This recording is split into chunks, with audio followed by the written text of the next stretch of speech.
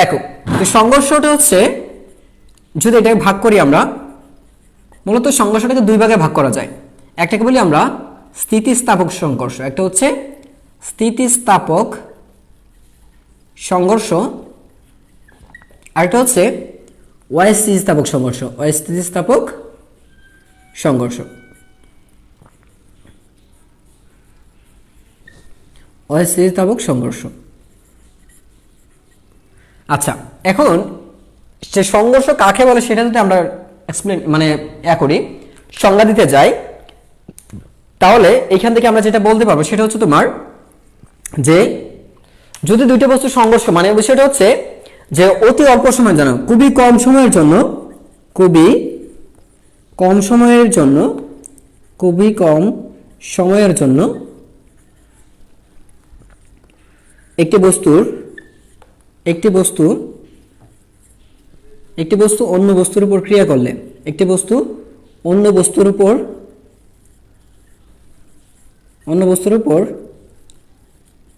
ক্রিয়া করলে যদি গতির তাৎক্ষণিক পরিবর্তন ঘটে, গতির তাৎক্ষণিক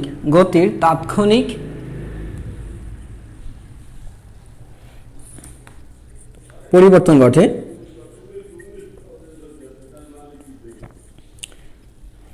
তবে তাকে সংঘর্ষ বলে। এটাকে বলবো আমরা সংঘর্ষ। মানে হচ্ছে একটা বস্তু আরেকটা বস্তুর মধ্যে কি, মানে একটা বস্তু যখন আরেকটা বস্তুর উপর ক্রিয়া করবে, বলা আছে এখানে যে একটি বস্তু অন্য বস্তুর উপর ক্রিয়া করলে, একটা বস্তু অন্য একটা বস্তুর উপর যদি ক্রিয়া করে, তাহলে যদি গতির তাৎক্ষণিক পরিবর্তন ঘটে, তাহলে আমরা এটাকে বলবো, কি বলবো এটা, তাহলে এটা বলবো আমরা সংঘর্ষ। এখন এই সংঘর্ষটাকে আমরা কি করেছি, দুই ভাগে ভাগ করেছি।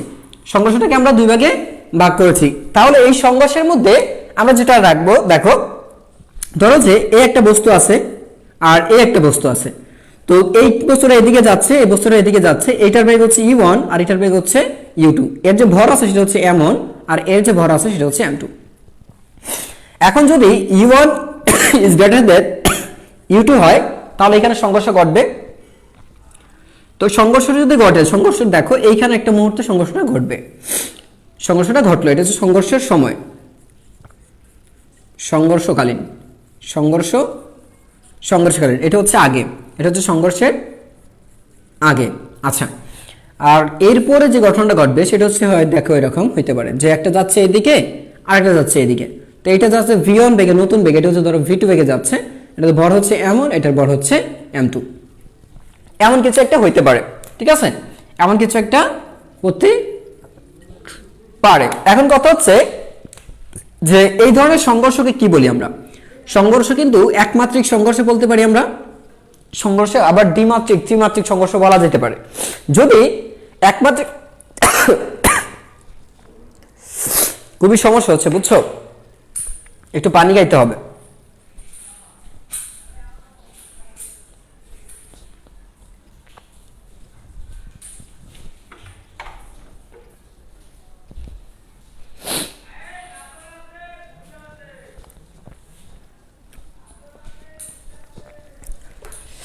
আচ্ছা দেখো, তো একমাত্রিক সংঘর্ষ এর মধ্যে এইখানে তো একটা আছে, এর মানে হচ্ছে আমরা মনে রাখবো স্থিতিস্থাপক সংঘর্ষ বলতে কি বুঝি। তো স্থিতিস্থাপক সংঘর্ষের মধ্যে একটা আছে তোমার দুই ভাগে ভাগ করা যায়, একটা হচ্ছে আংশিক স্থিতিস্থাপক, একটা হচ্ছে কি আংশিক স্থিতিস্থাপক,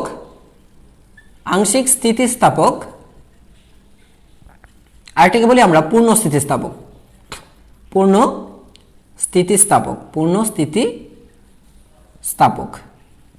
আচ্ছা, তো এখন এখানে মনে রাখবা এর বৈশিষ্ট্য কি, এর বৈশিষ্ট্য হচ্ছে গতিশক্তি, মানে এইখানে দুইটা মনে রাখবো যে স্থিতিস্থাপক হওয়ার রিজনটা হচ্ছে যদি দেখা যায় ভরবেগ মানে গতিশক্তি সংরক্ষিত থাকে, শক্তি যদি সংরক্ষিত থাকে সেটাকে বলি আমরা হচ্ছে স্থিতিস্থাপক সংঘর্ষ। আর যদি শক্তি মানে সংরক্ষিত না থাকে তাহলে সেটাকে বলি আমরা অস্থিতিস্থাপক সংঘর্ষ। আচ্ছা, তো তো আমরা যেটা বিষয়টা দেখবো এই ক্ষেত্রে যে স্থিতিস্থাপক সংঘর্ষ কখন হবে আর অস্থিতিস্থাপক সংঘর্ষ কখন হবে, এটা মাথায় রাখবে যে স্থিতিস্থাপক সংঘর্ষ হবে তখনই, এটা হচ্ছে বিচ্ছিন্নভাবে, যে সংঘর্ষের পর কি হবে, সংঘর্ষের পর বিচ্ছিন্নভাবে চলবে, বিচ্ছিন্নভাবে গতিশীল থাকবে, এর হচ্ছে একটা বৈশিষ্ট্য। বুঝতে পেরেছো যে কখন কেমন থাকবে, এটা মাথায় রাখবো যে সংঘর্ষের পর স্থিতিস্থাপক মানে হচ্ছে, আর হচ্ছে দ্বিতীয়ত হচ্ছে গতিশক্তি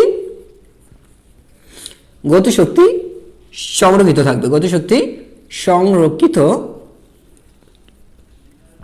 থাকবে, এ হচ্ছে পূর্ণ স্থিতিস্থাপকের মানে হচ্ছে স্থিতিস্থাপকের সংঘর্ষ, মানে স্থিতিস্থাপক সংঘর্ষ কখন হবে। আর যদি আমরা পরটা যদি যাই যে অস্থিতিস্থাপকটা কি, তো অস্থিতিস্থাপকটা হচ্ছে এখানে একটু মনে রাখবো যে এটা হচ্ছে স্থিতিস্থাপক সংঘর্ষ। অস্থিতিস্থাপক সংঘর্ষের শর্তগুলি কি, অস্থিতিস্থাপক সংঘর্ষ, আচ্ছা আরেকটা হচ্ছে মনে রাখবো যে আপেক্ষিক বেগের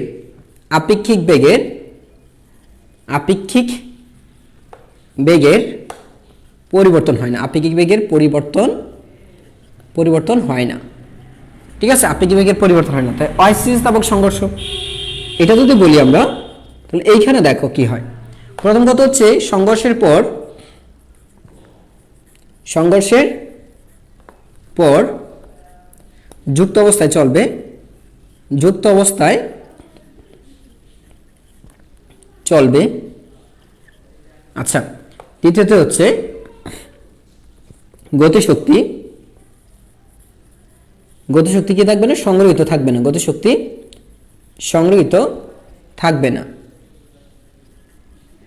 না। আর তৃতীয়ত হচ্ছে আমরা বলবো এটার আপেক্ষিক বেগ পরিবর্তন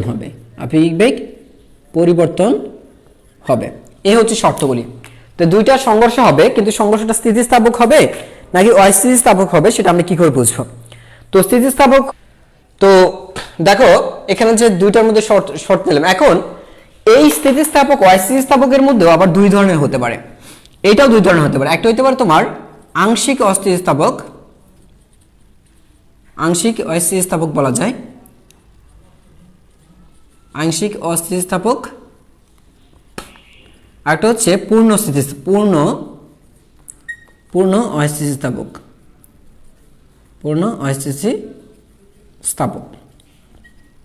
দেখো তো এই হচ্ছে দুইটা শর্ত বললাম। এবার আমি বুঝি যে আংশিক স্থিতিস্থাপকটা কি, আবার পূর্ণ স্থিতিস্থাপক আবার গঠনটা কি। তো মাথায় মনে রাখবা যে যদি দেখা যায় আংশিক স্থিতিস্থাপক তখনই হবে যখন দেখবা যাবে যে আংশিক স্থিতি, আচ্ছা আমি তোমরা এটা তুলে ফেলে, এটা মুছে দিচ্ছি, আমি তুলে ফেলাম, এটা মুছে দিচ্ছি, একটা স্ক্রিনশট রেখে দাও, স্ক্রিনশট।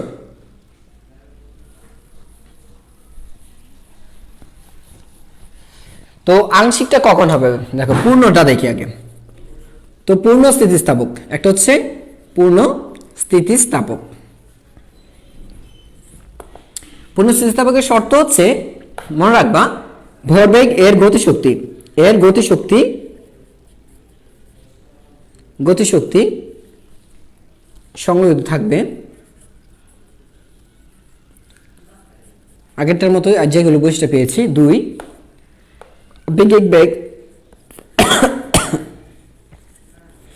আপেক্ষিক বেগ ধ্রুব থাকবে, আর যদি বলি এরা বিচ্ছিন্নভাবে চলবে, এরা কি বিচ্ছিন্নভাবে গতিশীল থাকবে। এগুলো সংঘর্ষের পরে, মানে সংঘর্ষের পরে গতিশক্তি সংগ্রহিত থাকবে, আপেক্ষিক বেগ ধ্রুব থাকবে, এবং সংঘর্ষের পরে এরা বিচ্ছিন্নভাবে গতিশীল থাকবে। এটা হচ্ছে তোমার পূর্ণ স্থিতিস্থাপকের শর্ত। হ্যাঁ, এটা হচ্ছে পূর্ণ স্থিতিস্থাপকের শর্ত। আর এক্সাম্পল স্বরূপ কি বলা যায়, আচ্ছা আরেকটা বিষয় হচ্ছে যে আংশিক তাহলে কি হবে, তাহলে মনে রাখবা আংশিকটা কি হবে। তো আংশিকটা যেটা হবে, আংশিকটা সেটা হচ্ছে তোমার গতিশক্তি সংগৃহীত থাকতে পারে। গতিশক্তি সংগৃহীত থাকলে আপেক্ষিক বেগ এইটার মধ্যে দেখো থাকবে, গতিশক্তি সংগৃহীত থাকবে ধরে নিচ্ছি এক। দ্বিতীয়ত ধরো যে ধ্রুব থাকবে না, ধ্রুব থাকবে। আপেক্ষিক বেগটা কি, আচ্ছা বিচ্ছিন্নভাবে চলবে, কি বলবো এখানে, বিচ্ছিন্নভাবে চলবে, বিচ্ছিন্নভাবে চলবে। আর তৃতীয় হচ্ছে আপেক্ষিক বেগ, আপেক্ষিক বেগ, আপেক্ষিক বেগ পূর্বের তুলনায় পূর্বের চেয়ে কমবে, পূর্বের চেয়ে কমবে। এই হচ্ছে আংশিক স্থিতিস্থাপকের সংঘর্ষ। একটু দেখো সবাই, দেখো এখানে সংঘর্ষের পরে কি এইটার মধ্যে সংগৃহীত থাকলে এটার মধ্যে শক্তিটা কিছু কমে যাবে। কেন কমে যাবে এটা মাথায় রাখবে যে আংশিক স্থিতিস্থাপক সংঘর্ষের মধ্যে শক্তি কমে যায়। এর কারণটা হচ্ছে যখন সংঘর্ষটা হয় তখন সংঘর্ষকালীন সময়টার মধ্যে দুইটা তল যখন একটা তল আরেকটা তলের উপর দিয়ে চলে তখন কিছু পরিমাণ তাপ শক্তি উৎপন্ন হয়। ওই তাপ শক্তির কারণে ওই তাপ শক্তি যে পরিমাণ তাপ শক্তি উৎপন্ন হচ্ছে ঠিক সেই পরিমাণ শক্তি কমে যাচ্ছে, মোট শক্তি থেকে সেই পরিমাণ শক্তি কি সরে যাচ্ছে। দ্যাটস ওয়াই গতি শক্তিটা কমে যাচ্ছে। তো এই কারণে দেখা যায় কি মোট শক্তির পরিমাণ কিছুটা কম হয়, কেন মানে শক্তিটা সংগ্রহিত থাকে না। আর বিচ্ছিন্নভাবে চলবে কিন্তু আপেক্ষিক বেগটা পূর্বের চেয়ে কম হবে।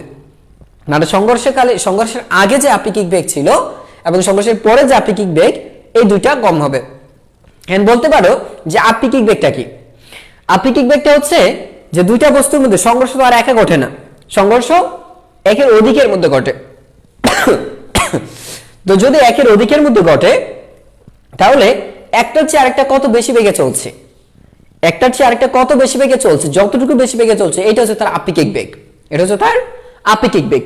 যাই হোক, আচ্ছা তারপর দেখো এখানে এরপরে আমরা যদি দেখি যে আংশিক পূর্ণস্থিতি, আচ্ছা পূর্ণ স্থিতিস্থাপকটা কি সেটা দেখো।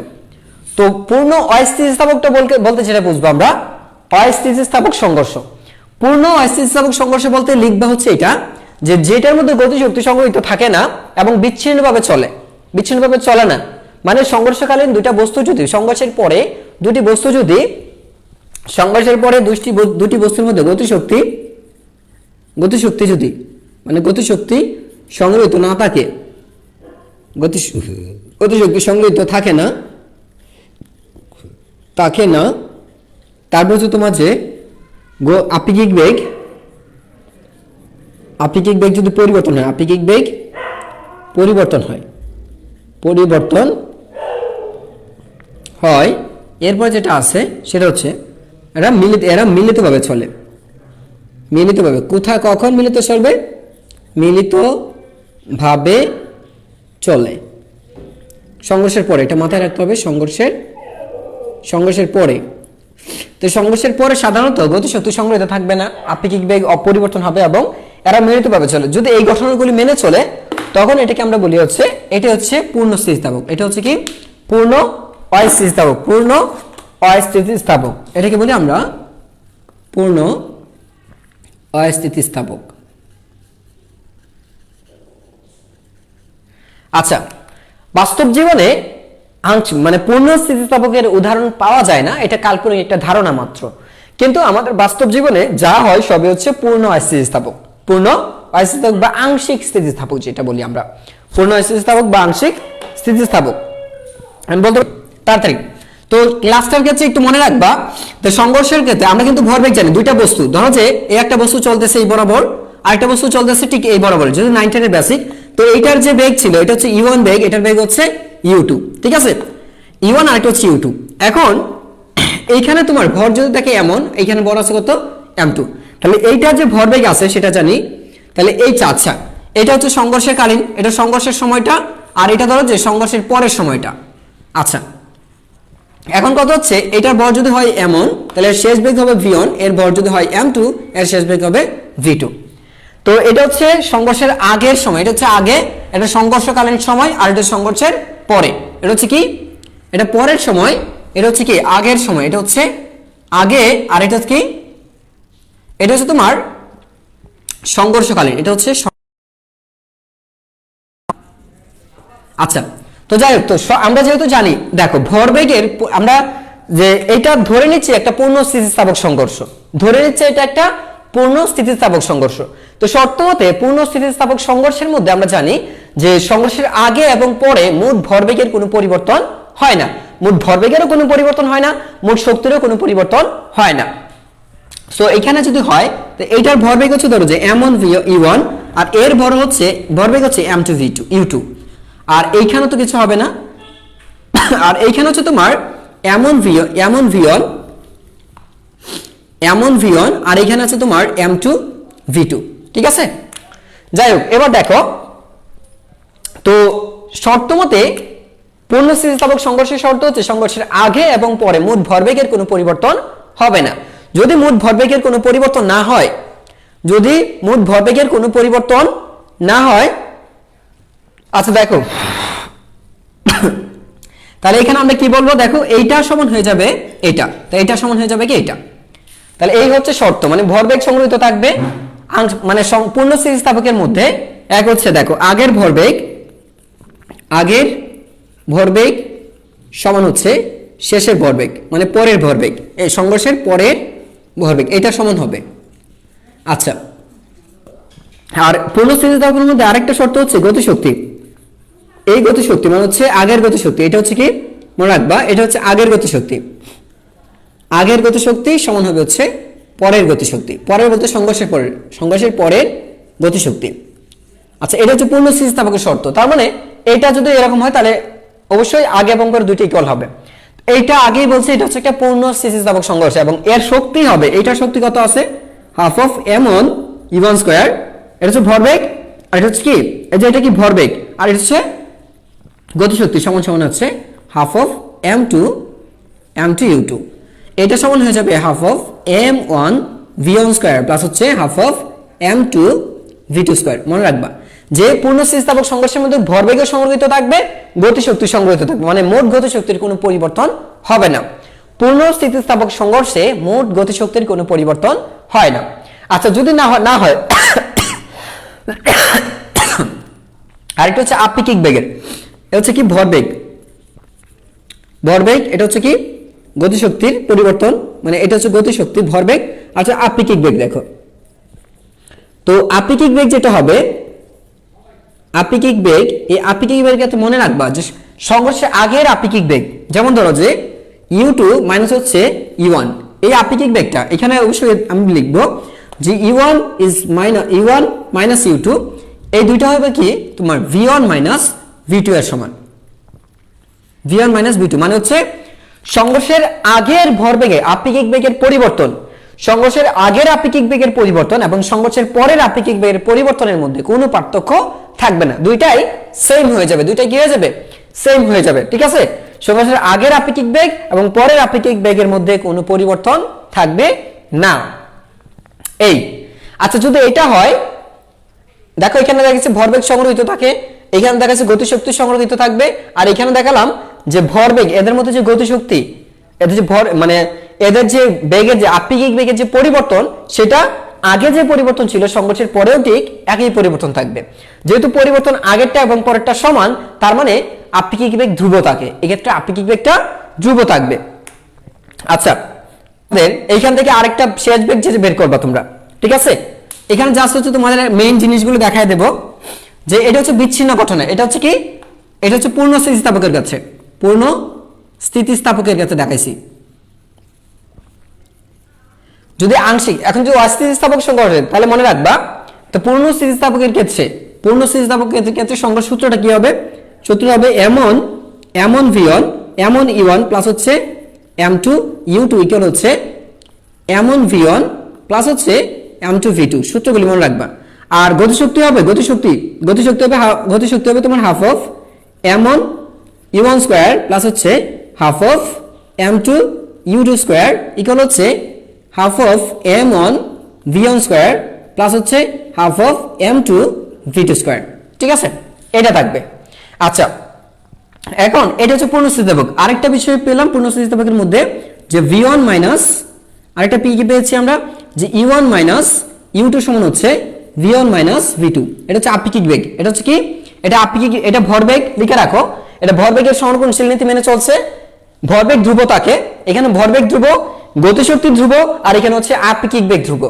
ভরবেগ ধ্রুব, গতিশক্তি ধ্রুব থাকবে এবং আপেক্ষিক বেগও ধ্রুব থাকবে। এটা হচ্ছে পূর্ণ স্থিতিস্থাপকের শর্ত। এটা পূর্ণ স্থিতিস্থাপকের শর্ত। আর এটা কি আছে পূর্ণ স্থিতিস্থাপকের? বিচ্ছিন্নভাবে চলবে, মনে রাখবে। 1 2 3 এবং লাস্ট কি? বিচ্ছিন্নভাবে চলবে। বিচ্ছিন্ন পূর্ণ স্থিতিস্থাপকের কাছে কি থাকবে? বিচ্ছিন্নভাবে বস্তুদ্বয় গতিশীল থাকবে, গতিশীল থাকবে। আচ্ছা, আর অস্থিতিস্থাপকের ক্ষেত্রে দেখো, পূর্ণ অস্থিতিস্থাপকের ক্ষেত্রে এরপর দেখো পূর্ণ স্থিতিস্থাপকের ক্ষেত্রে গেল। আচ্ছা, এবার আংশিক স্থিতিস্থাপক যদি আমরা বলি, বা অস্থিতিস্থাপক সংঘর্ষ। অস্থিতিস্থাপক সংঘর্ষের মধ্যে যেটা থাকবে, অস্থিতিস্থাপক সংঘর্ষ, সেটার মধ্যে দেখবা যে ভরবেগ m1 u1 প্লাস হচ্ছে m2 u2 ইজ ইকুয়াল হচ্ছে m1 v1 প্লাস হচ্ছে m2 v2। এটা ঠিক আছে, এবং এই এক হইতে পারে। দ্বিতীয়ত হচ্ছে, আচ্ছা, তবে এই ক্ষেত্রে পূর্ণ স্থিতিস্থাপক কিন্তু দেখা যাবে m1, এই দেখো half of m1 u1 square plus হচ্ছে half of m2 u2 square is not equal half of m1 v1 square plus হচ্ছে half of m2 v2 square. তার মানে আচ্ছা, এটা গেল। আরেকটা বিষয় হচ্ছে আপেক্ষিক বেগ। তো দেখা যাবে কি আপেক্ষিক বেগটা হবে তোমার এরকম যে u1 minus u2 is not equal, এখানে দেখা যাবে কি তোমার v1 মাইনাস হচ্ছে v2, v1 মাইনাস v2, মানে দুটো সমান হবে না। আর এই ক্ষেত্রে তুমি বলবা যে এরা মিলিত বেগ পাওয়া যাবে, একটা মিলিতভাবে চলবে। দেখো তাহলে পূর্ণ স্থিতিস্থাপক সংঘর্ষ কিভাবে চলবে? এরা মিলিতভাবে চলবে। এদের যে আপেক্ষিক বেগ সেটা পরিবর্তন হবে, অর্থাৎ সমান হবে না। সংঘর্ষের আগের আপেক্ষিক বেগ এবং সংঘর্ষের পরের আপেক্ষিক বেগ সমান হবে না। আর গতিশক্তি সমান হবে না, তবে ভরবেগটা সমান হতে পারে। ভরবেগ শুধুমাত্র ভরবেগ এখানে সবগুলো স্যাটিসফাইড করবে, কিন্তু এখানে শুধুমাত্র ভরবেগটাই ঠিক থাকবে, আর বাকি সবগুলোই অশূন্য হবে। তাহলে বুঝতে পেরেছো? তবে এই সূত্রের ক্ষেত্রে যদি মিলিতভাবে চলে তাহলে এখানে কি হবে? মিলিতভাবে চললে m1 প্লাস m2 ইনটু হয়ে যাবে এখানে v, এটা হয়ে যাবে তোমার হাফ অফ m ইনটু হচ্ছে v square into m1 plus m2, যেহেতু মিলিতভাবে চলে তাহলে কি হবে? v square, half of v square into m1 plus m2। ঠিক আছে? আর বাকিগুলো ঠিক আছে। সময় নষ্ট করছেন, জাস্ট হচ্ছে তোমাদের দুইটা সূত্র আছে বেগ নির্ণয়ের জন্য, দুইটা সূত্র আমরা জানি, তোমরা হয়তো জানো। দুইটা সূত্র আছে, একটা হচ্ছে শেষ বেগ যদি বের করতে চাও, একটা হচ্ছে শেষ বেগের সূত্র, আর একটা হচ্ছে আদি বেগের সূত্র। তোমরা জানো, তাই না? সো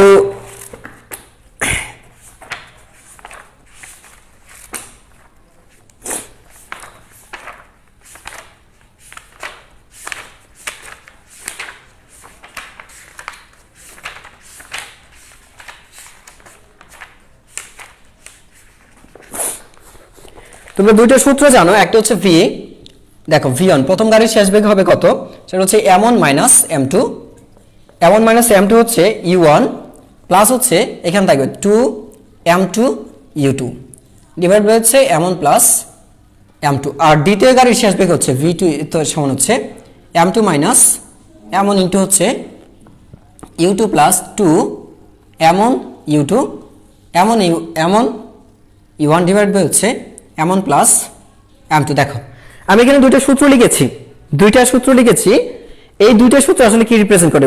এই দুইটা সূত্র দিয়ে কয়েকটা কেস আসবে, খুবই গুরুত্বপূর্ণ কেস। দেখো তো এটা হচ্ছে সংঘর্ষের পরে,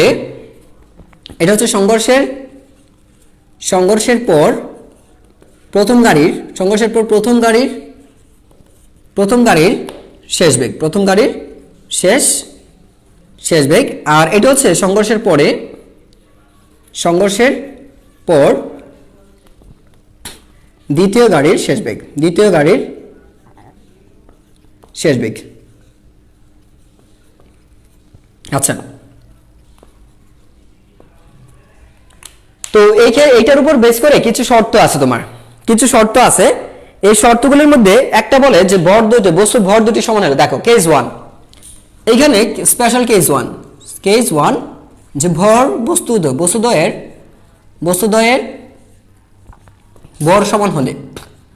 ভর সমান হলে বস্তুদ্বয়ের ভর যখন সমান হয় তখন দেখো তো, তখন আমার শেষ বেগ প্রথম বস্তুর কি আসছে, তাহলে প্রথম বস্তুর ভর, অর্থাৎ এখানে এমন সমান হচ্ছে m2 সমান হচ্ছে ধরে নিচ্ছি m, বস্তুদ্বয়ের ভর সমান হলে, তাহলে প্রথম বস্তুর ক্ষেত্রে এখানে আসবে কিন্তু 0, ভর সমান হলে 0 ইনটু হচ্ছে u1 plus 2m2 u2 divided by হচ্ছে এখানে আসবে দেখো, তাহলে m প্লাস m হয়ে যাবে, m প্লাস m, কারণ কি দুইটা বস্তুর ভর সমান, সেই ক্ষেত্রে দেখা যাবে আসবে 2m2, তাহলে 2m2 এর পরিবর্তে লিখতে পারি 2m u2 ডিভাইড বাই হচ্ছে এখানে লিখতে পারো 2m, তার মানে এইটা এটা কাটাকাটি, তার মানে দেখো mm কাটা 2 কাটা, সেই ক্ষেত্রে v1 is equal to u1, তার মানে একটু বিষয় লক্ষ্য করো, তার মানে প্রথম গাড়ির দ্বিতীয় গাড়ির আদি বেগ হবে প্রথম গাড়ির শেষ বেগের সমান, তার মানে তাদের মধ্যে বেগের রূপান্তর হবে, বেগের একটা গাড়ির আদি বেগ অপর গাড়ির জন্য শেষ বেগ হবে, একটা গাড়ির আদি বেগ হবে অপর গাড়ির জন্য শেষ বেগ,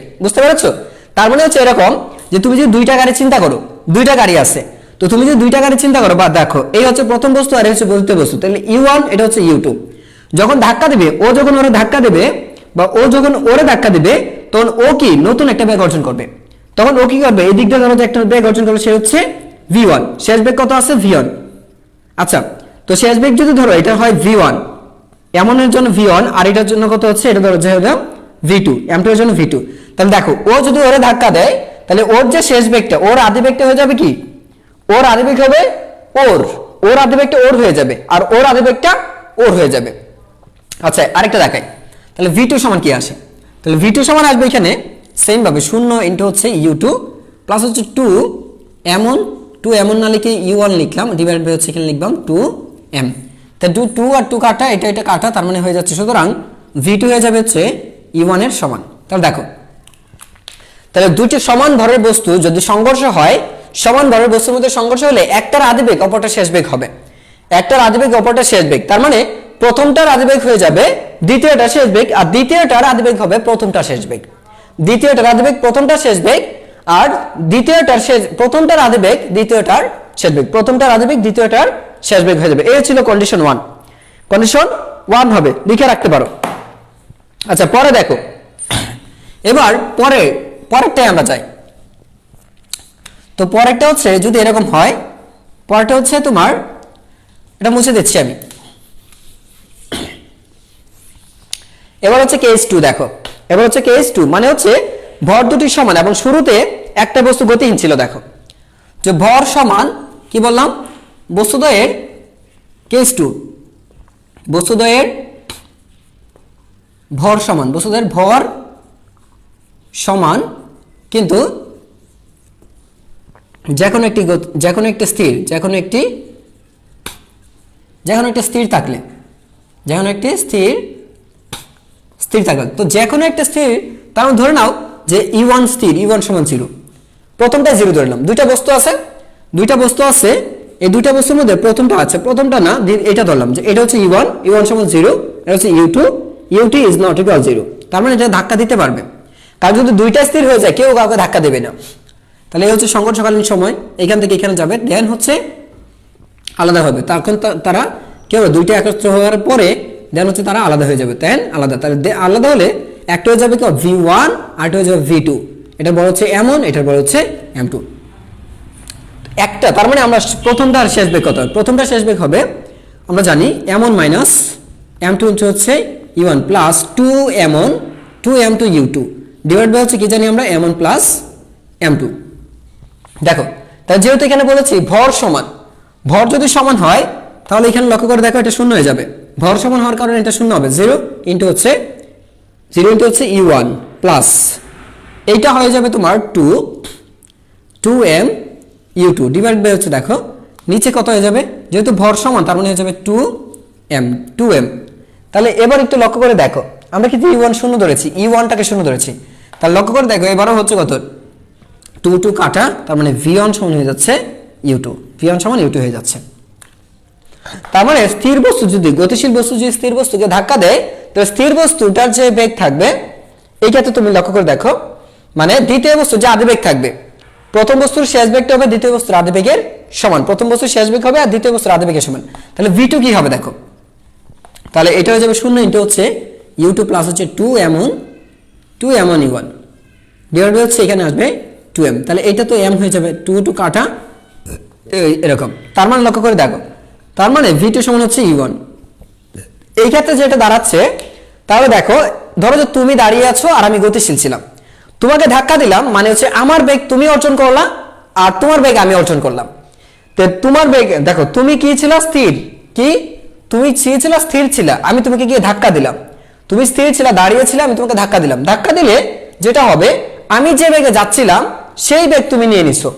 আমি কি বেগে যাচ্ছিলাম, আমি যাচ্ছিলাম এই বেগ নিয়ে, তোমার শেষ বেগ হয়ে যাবে কত, তোমার শেষ বেগটা হয়ে যাবে এটা আমার বেগের, আমার আদি বেগের সমান, তোমার শেষ বেগ হবে আমার আদি বেগের সমান। তার মানে আমি যত বেগ নিয়ে দৌড়াচ্ছিলাম, তোমাকে ধাক্কা দেওয়ার পরে আমি স্থির হয়ে যাব, তুমি সেই বেগ নিয়ে চলবা, যেহেতু এখানে u1 সমান 0, তার মানে কি দেখো, তাহলে বিষয়টা কি দাঁড়াচ্ছে, আমি যদি 0 থাকি তার মানে কি তোমার শেষ বেগ হয়ে যাবে 0, আর আমি যদি v2 বেগে u2 বেগে থাকি তাহলে তোমার বেগ হবে শেষে v1।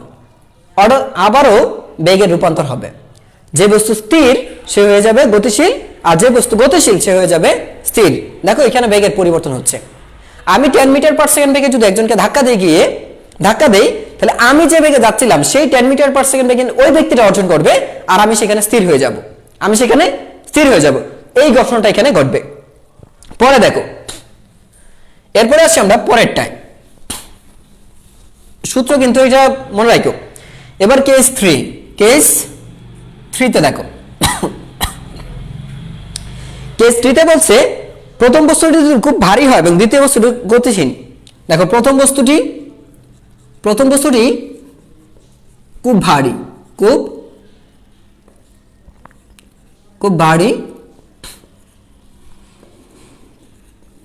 খুব ভারী এবং দ্বিতীয় বস্তুটি গতিহীন। মানে দ্বিতীয় বস্তুটি গতিহীন, দেখো একটা বিষয় চিন্তা করো, দ্বিতীয় বস্তুটি গতিহীন মানে তার বেগ 0, ঠিক আছে। তাহলে প্রথম বস্তুর বেগ কত হবে, আমরা জানি প্রথম বস্তুর বেগ হচ্ছে m1 মাইনাস m2 ইনটু হচ্ছে u1 প্লাস হচ্ছে 2m2 u2 ডিভাইড বাই হচ্ছে m1 minus m1 plus m2। এই ক্ষেত্রে তোমার এমনই পাওয়া যাবে, এই ক্ষেত্রে কি পাবো আমরা, শুধু এমন হবে। কেন এমন হবে দেখো, যে যদি আমি ধরি প্রথম বস্তু যেহেতু বলছি প্রথমটা ভারী, তার প্রথম বস্তুর বর্ণ হচ্ছে m1 is more or greater than হবে m2। যদি দেখা যায় m1 এর মানটা m2 হচ্ছে খুবই বেশি বড় হয়ে যায়, তখন এই যে তখন এই m1 প্লাস m2 প্রায় m1 হয়ে যাবে, মানে এই দুইটার বর প্রায় এটা। মানে বিষয়টা হচ্ছে এরকম, ধরো যে একটা 10 কেজি বরের একটা বস্তু আছে আর একটা 1 গ্রাম বরের বস্তু, 10 কেজি বরের একটা বস্তু আর একটা হচ্ছে 2 গ্রাম বরের একটা বস্তু। আমি চিন্তা করো 10 কেজির সাথে 2 গ্রাম যুক্ত হলে কি হয়, 10.2 গ্রাম। 10 কেজির সাথে মানে হচ্ছে 10,000 মানে তো 10,000.2 গ্রাম, 10,000 কারণ 10,000 মধ্যে মাত্র 2 গ্রাম কিন্তু কিছুই না এটা। তখন কিন্তু আমি এটা বাদ দিয়ে দিতে পারি, তখন এটা কি করতে পারি, বাদ দিতে পারি। যেমন আমি কি বললাম, 10,000 প্লাস হচ্ছে 10,000 প্লাস হচ্ছে কত, 2 গ্রাম, 10,000 প্লাস 2, এই 10,000 প্লাস 2 মানে কত পাচ্ছ, 10,002। এই 10,002 মানে কি প্রায়, দেখো তাহলে এইটা কি দুইটার সমষ্টি না, এটা এই দুইটার সমষ্টি কাকে বোঝাচ্ছে, প্রায় প্রথমটা সমান এমনের সমান হয়ে যাচ্ছে, প্রায় এমনের সমান, তো এই জন্য বলছে প্রায় এমনের সমান হবে। তাহলে এখানে তুমি কি করতে পারো, এটার মান কত হবে, তাহলে এইটা থেকে বিয়োগ করলে কি পাবা, এমনই পাবা। বিয়োগ করলে কি পাবো আমরা, এখান থেকে এমনই পাওয়া যাবে, বিয়োগ করলে এমনই পাওয়া যাবে। আর এটার ভর তো নাই, যদি এটার ভর খুবই কম হয়ে যায়, যদি ভর খুবই কম হয় তার মানে কি 2m2 u2 প্রায় 0 ধরা যায়, প্রায় 0। কেন, কারণ খুবই নগণ্য যদি ভর হয়। আচ্ছা, সেক্ষেত্রে তুমি এটা লিখতে পারবে হচ্ছে m1 minus m2 u1 divide by হচ্ছে শুধুমাত্র এমন লিখতে পারবা। এখন যদি আমি এটাকে এমন লিখি তাহলে কি দাঁড়াচ্ছে দেখো, তখন আমার এটা কি দাঁড়ায়। আমার প্রশ্ন ছিল প্রথম বস্তুটি অত্যন্ত ভারী এবং দ্বিতীয় বস্তুটি কি হয়, শুরু হয়। আচ্ছা, তাহলে তুমি এই ক্ষেত্রে যেটা লিখবা, যেহেতু এই বরটা তাহলে যোগ করলে যদি এত হয় তাহলে বিয়োগ করলে দেখো যোগ করলে তাহলে m1 প্লাস m2 যদি হয় প্রায় m1 এর সমান, তাহলে m1 মাইনাস m2 হবে প্রায় m1 এর সমান, দুইটাই প্রায় সমান। তাহলে আমি এখান থেকে লিখবো কি, তাহলে m1 e1 ডিভাইড বাই হচ্ছে এমনই লিখবো, তাহলে এটা কাটা, সুতরাং বলতে পারি v1 সমান হচ্ছে e1। এই ক্ষেত্রে দেখা যায় ভারী বস্তুটা যে বেগে যাচ্ছিল শেষ বেগ তার এটাই থাকে, তার বেগের কোনো পরিবর্তন হবে না। আজান পড়ছে। আচ্ছা, এটা যদি হয় তাহলে এখানে কি পেলাম, এর অর্থ হচ্ছে প্রথম বস্তুটা যে বেগ নিয়ে যাচ্ছিল, ভারী বস্তু যে বেগ নিয়ে যাচ্ছিল, ভারী বেগ বস্তুর বেগের কোনো পরিবর্তন হবে না। এর অর্থ হচ্ছে ভারী বস্তুর বেগের কোনো পরিবর্তন হবে না, বুঝতে পেরেছো? আচ্ছা, এরপর দেখো হালকা বস্তুটা তাহলে কি হইতো, তাহলে ভারী বস্তু যদি বেগের কোনো পরিবর্তন না হয় তাহলে হালকা বস্তুর কি হবে, হালকা বস্তুর বেগ তো v2, আর v2 মানে কি জানি m2 minus m1, m2 minus m1 into হচ্ছে কি হবে u2 প্লাস হচ্ছে 2 m1 m2 ডিভাইড বাই কি লিখতে পারি, তাহলে লিখতে পারবো আমরা এখান থেকে m1 প্লাস m2। এখন কথা হচ্ছে এই যে ভরটা এখানে যেহেতু তুমি জানো, দেখো এই ক্ষেত্রে কিন্তু আচ্ছা এটা তো তোমার e1 হবে, এটা হচ্ছে e1। এখন আমরা কিন্তু আগেই ধরে নিয়েছি যে হালকা একটা প্রথম বস্তুটা কি ভারী, প্রথম বস্তু যদি ভারী হয়ে যায় তাহলে এইখানের বেগটা কি হবে, দেখো তো এইখানে কিন্তু প্রায় এই যে বেগ ঋণাত্মক হবে, মূলত হচ্ছে এখানে কি দেখা যাচ্ছে মাইনাস, দেখো এটা কিন্তু প্রায় এমনই হবে। মানে এখান থেকে যে চিন্তা করো যে 10 কেজিতে 10,000 থেকে যদি 2 বিয়োগ করা হয় আলটিমেটলি ভরের কোনো তেমন একটা পরিবর্তন হবে না। এখন বলো ভর তো ঋণাত্মক হতে পারে না, ভরকে ঋণাত্মক হয়, আচ্ছা ভর ঋণাত্মক হবে না, তো এই ভি যদি করো তাহলে আলটিমেটলি দেখা যাচ্ছে কি মাইনাস এমন হবে, আর এখানে কি থাকবে m2, আর এখানে কত আছে 2 m1 e1 ডিভাইড বাই হচ্ছে এখানে কি প্রায় এটার বড় হবে কত এমন, প্রায় এমন হয়ে যাবে। দেখো তো এটা বুঝছো কিনা, প্রায় এমন হয়ে গেছে। আচ্ছা যদি এমন হয়ে যায় তার মানে এমন কমন নিতে পারি, তাহলে থাকছে কি u2, আচ্ছা এটা থাকবে, তাহলে লিখতে পারি আমরা এরকম ভাবে 2u1 মাইনাস হচ্ছে u2 ডিভাইড বাই এমন, তাহলে এমন আর এমন কাটা, তাহলে থাকবে শুধুমাত্র 2u1 মাইনাস হচ্ছে u2। তাহলে আমার v2 এর মানটা এটা পাচ্ছি, v2 এর মান যদি এটা পাই একটু লক্ষ্য করে দেখো, তো সাধারণত আমি ধরে নিয়েছিলাম প্রথম বস্তুটা কি গতিহীন, এখানে বলে নিয়েছি যে দ্বিতীয় বস্তুটি গতিহীন, তো দ্বিতীয় বস্তু যদি গতিহীন হয় তার মানে এর বেগ শূন্য, তার মানে কি u2 সমান কত শূন্য, তার মানে এই আলটিমেটলি টোটালটাই তো শূন্য হয়ে যাবে। তাহলে আমার এটা তো লিখতে হয় না, যে এটা লেখার দরকার আছে, লিখতে হয় না, তো আলটিমেটলি সবটুকু শূন্য হয়ে যাচ্ছে, কারণ দ্বিতীয় বস্তু বেগ শূন্য বলে দিয়েছিলাম, দ্বিতীয় বস্তুটি গতিহীন, অর্থাৎ গতিহীন মানে বেগ শূন্য। তাহলে যদি বেগ শূন্য হয় তার মানে লিখতে পারি আমি 2v1 2v1, তার মানে কি বুঝতে পেরেছো? এর মানে হচ্ছে এর অর্থ হচ্ছে দেখো 2u1 এটা মাথায় রাখবে, এটা হচ্ছে 2u1, তার মানে দ্বিতীয় বস্তুটি যে বস্তুটা স্থির ছিল, তার বেগ হয়ে যাবে কি প্রথম বস্তুর বেগের দ্বিগুণ, প্রথম বস্তুটি যে বেগ নিয়ে যাচ্ছিল তার চেয়ে দ্বিগুণ বেগে চলতে থাকবে। ঠিক এরকম তোমার কাছে একটা ধরো যে কিছু একটা ধরো যে একটা ছোট একটা ক্যারাম বোর্ডের যে গুটি আছে তাই না, ক্যারামের যে স্ট্রাইকারটা থাকে আর গুটিগুলি থাকে, তুমি ক্যারামের স্ট্রাইকার দিয়ে যদি ক্যারামের গুটির মধ্যে আঘাত করো তাহলে ক্যারামটা যত বেগে যাবে তার চেয়ে দ্বিগুণ বেগে যাবে হচ্ছে, দেখো আমি আবারও বলছি, এ হচ্ছে ক্যারামের গুটি আর হচ্ছে ক্যারাম, ঠিক আছে, স্ট্রাইকারটা এটা স্থির, তার মানে স্থির মানে কি u2 সমান 0, আদিবেগ 0। ও যদি এখন কি এটা ধাক্কা দেয় তাহলে ওর বেগ ছিল কত u1, ওর বেগ যদি u1 হয় তাহলে ওর বেগ কত v2 হবে, শেষ বেগ কত এর v2, এই শেষ বেগ v2 হয়ে যাবে ওর বেগের দ্বিগুণ, ওর স্ট্রাইকারের যে আদিবেগ ছিল তার বেগের দ্বিগুণ হয়ে যাবে গুটির শেষ বেগটা, গুটির আদিবেগ 0 কিন্তু শেষ বেগ হয়ে যাবে তার বেগের দ্বিগুণ, এই হচ্ছে দ্বিতীয় কন্ডিশন। আচ্ছা এরপর দেখো কেস 3, কেস 4 দেখো, কেস 4, তো কেস কি 4 এ কি বলে, কেস 4, তো কেস 4 টা হচ্ছে এখন ধরে নিচ্ছি দ্বিতীয় বস্তুটি অত্যন্ত ভারী, এখন হচ্ছে দেখো দ্বিতীয় বস্তুটি খুবই ভারী এবং প্রথম বস্তুটি স্থির, প্রথম বস্তুটি গতিহীন, প্রথম বস্তুটি কি, প্রথম বস্তুটি গতিহীন, তো প্রথম বস্তুটি গতিহীন মানে কি প্রথম বস্তুর আদিবেগ 0, প্রথম বস্তু গতিহীন মানে প্রথম বস্তুর আদিবেগ 0 হয়ে যাবে। আমি আবারও বলছি এখানে বলা আছে কিন্তু দ্বিতীয় বস্তুটি অত্যন্ত ভারী, আর আচ্ছা এখানে কথাটা হচ্ছে উল্টা, হ্যাঁ প্রথম বস্তুটি এখানে কি বলছি যে দুটি বস্তুর, এখানে আমরা যেটা করছি এটা কি 4 5 হবে,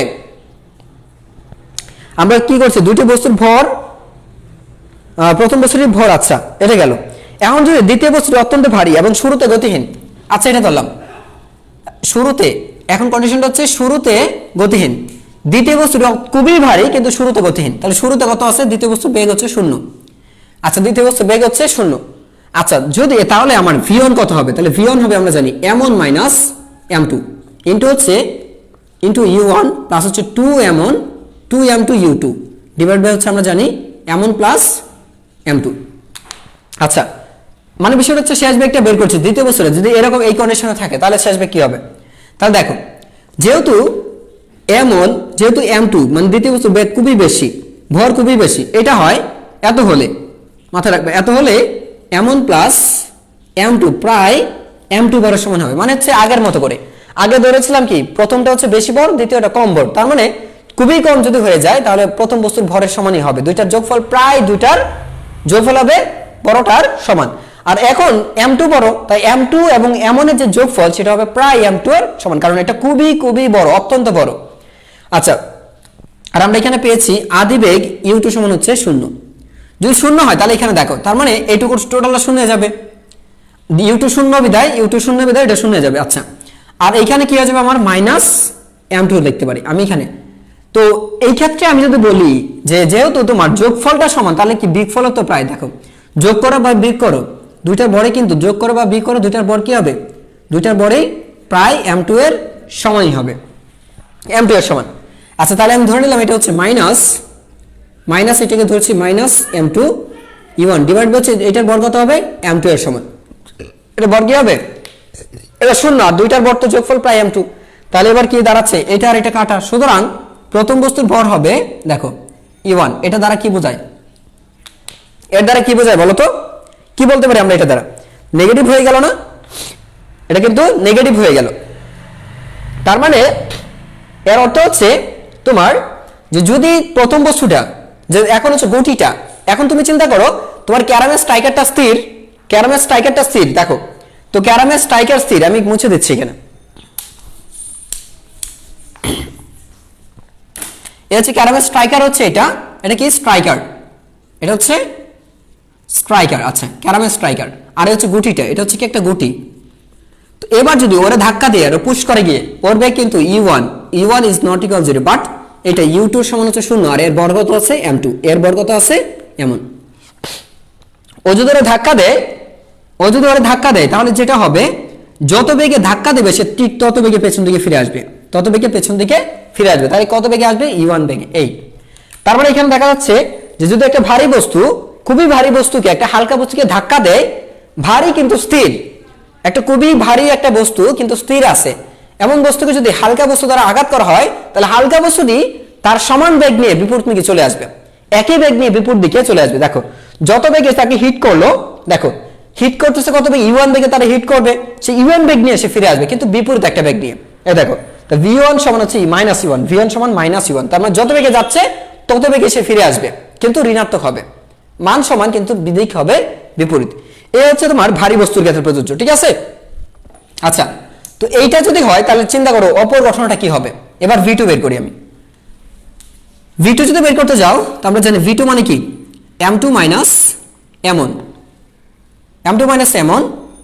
আর এখানে আসবে u2 প্লাস হচ্ছে 2 m1 u1 ডিভাইড বাই হচ্ছে m1 প্লাস m2, দ্বিতীয় বস্তুর বেগ বের করছি আমি।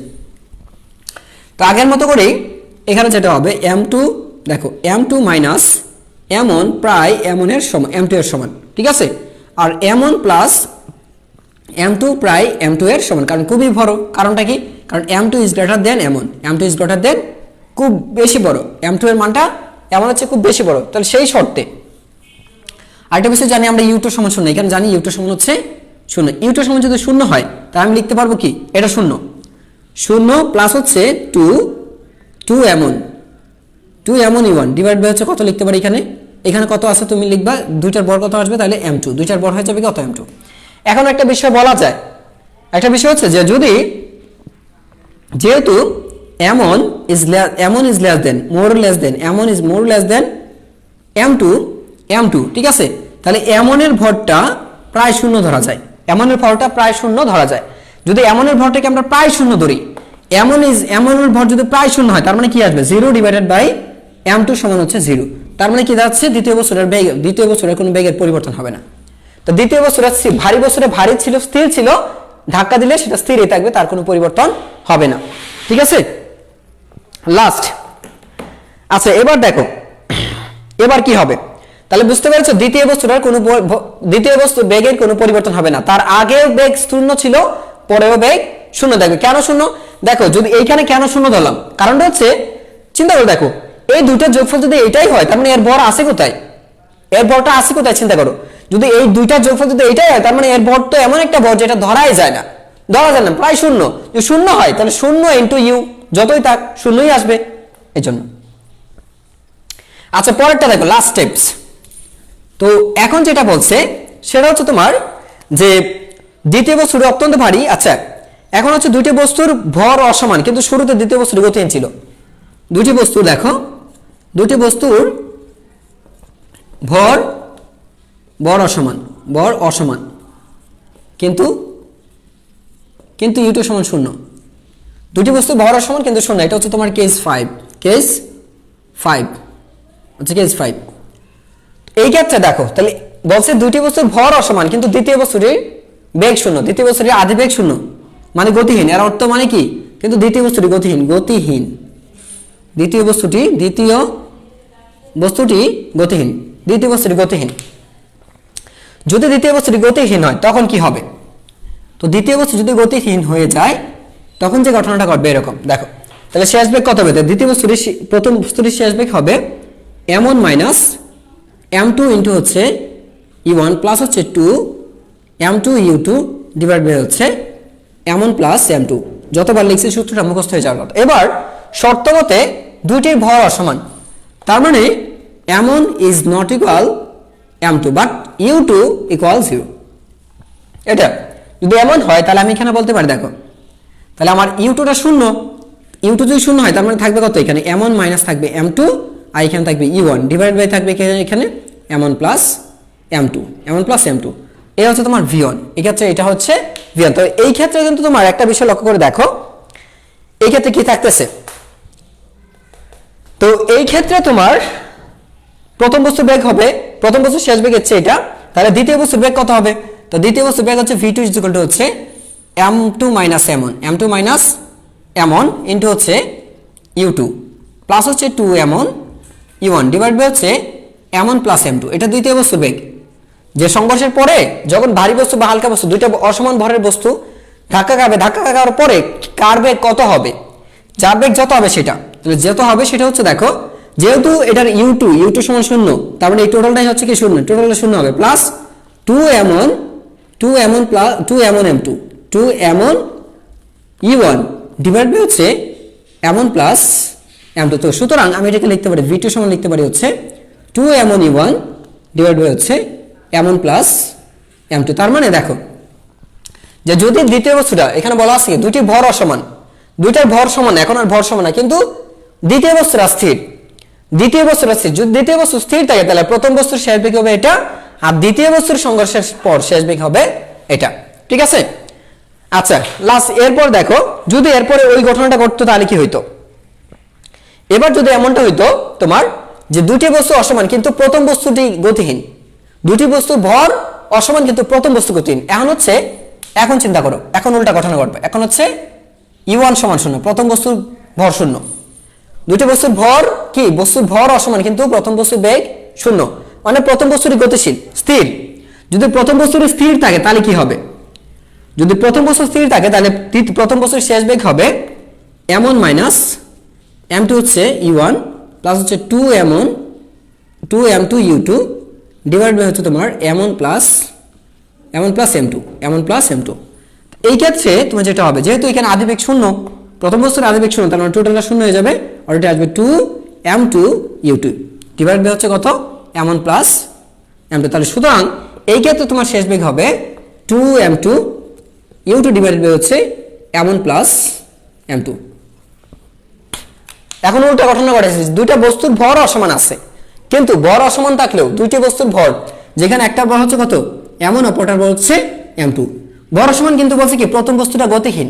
এর অর্থ হচ্ছে প্রথম বস্তু গতিহীন। যদি প্রথম বস্তু গতিহীন হয় তাহলে তার শেষ বেগ হবে এটা, শেষ বেগ হবে এটা। এবার আসলে দ্বিতীয় বস্তুর ক্ষেত্রে, এবার দ্বিতীয় বস্তুর ক্ষেত্রে যে দ্বিতীয় বস্তুর শেষ বেগ কত হবে, তাহলে প্রথম বস্তুর ভরবেগ পেলাম, তাহলে বেগ পেলাম, তাহলে দ্বিতীয় বস্তুটার বেগ কি হবে? তো দ্বিতীয় বস্তুর বেগ হবে, যেহেতু তোমার এটা শূন্য, তাহলে কি হবে দেখো, তাহলে m2 minus m1, m2 minus m1 into হচ্ছে u2 ডিভাইডেড বাই হচ্ছে m1 প্লাস m2। তো v2 সমান হবে এটা, v2 সমান এটা কেন হবে? কারণ হচ্ছে e1 শূন্য হয়ে যাওয়ার কারণে, e1 শূন্য হয়ে যাওয়ার কারণে 2m1 e1 সমান শূন্যই হবে। e1 শূন্য হলে এটাও শূন্য হবে, তার মানে এটাই। তো তোমাদের এই যে স্থিতিস্থাপক সংঘর্ষ, স্থিতিস্থাপক সংঘর্ষ, এগুলোর ক্ষেত্রে তোমাদের আমি দুইটা বেগ নির্ণয় করেছি, বারবার 6টা রিজন দেখাইছি, 6টা রিজন। এটা আমার ষষ্ঠ রিজন, এটা হচ্ছে ষষ্ঠ রিজন। এই 6টা রিজনের মধ্যে একটা জিনিস দেখানোর চেষ্টা করেছি, সেটা হচ্ছে কি, সেটা হচ্ছে তোমার যে বস্তুর ভারী হোক বা হালকা হোক বা ভর সমান হোক, ভর সমান হলে কেমন হবে, ভর অসমান হলে কেমন হবে, বস্তুর খুবই ভারী হলে কেমন হবে, আবার যদি দুইটা বস্তুর বেগ শূন্য হয়, কোনো একটা বেগ শূন্য হয়, তাহলে বস্তুর মধ্যে কেমন ঘটনা ঘটবে, সংঘর্ষের পরে কি কি ঘটনা ঘটতে পারে, এমন 6টি ঘটনার ব্যাখ্যা আমি দিয়েছি এখানে, এমন 6টি ঘটনার ব্যাখ্যা এটার মধ্যে দেওয়া হয়েছে। ঠিক আছে, আরেকটা বিষয় বলে দিই শেষে, যে একমাত্রিক সংঘর্ষ কাকে বলে। এখন পর্যন্ত আমরা যা যা ঘটনা ঘটাইছি এগুলোকে বলি একমাত্রিক সংঘর্ষ। মানে হচ্ছে সংঘর্ষের আগে ও পরে, সংঘর্ষের আগে দুইটা বস্তু যে পথে চলছিল, সংঘর্ষ হওয়ার পরে যদি একই পথে চলতে থাকে, তাহলে ওই ধরনের সংঘর্ষকে বলা হয় একমাত্রিক সংঘর্ষ। আমি কি বললাম, একমাত্রিক সংঘর্ষ হচ্ছে তোমরা 9 10 লেভেলে যা বইয়ে যা পেয়েছো সবই হচ্ছে একমাত্রিক সংঘর্ষ।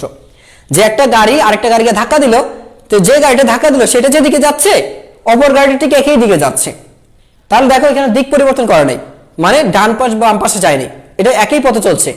একই পথে চললে সেটাকে বলি আমরা একমাত্রিক সংঘর্ষ। এখন বলতে পারো ভাইয়া দিক পরিবর্তন করে না, তাহলে যদি উল্টা ভাবে চায় তাহলে কি হবে?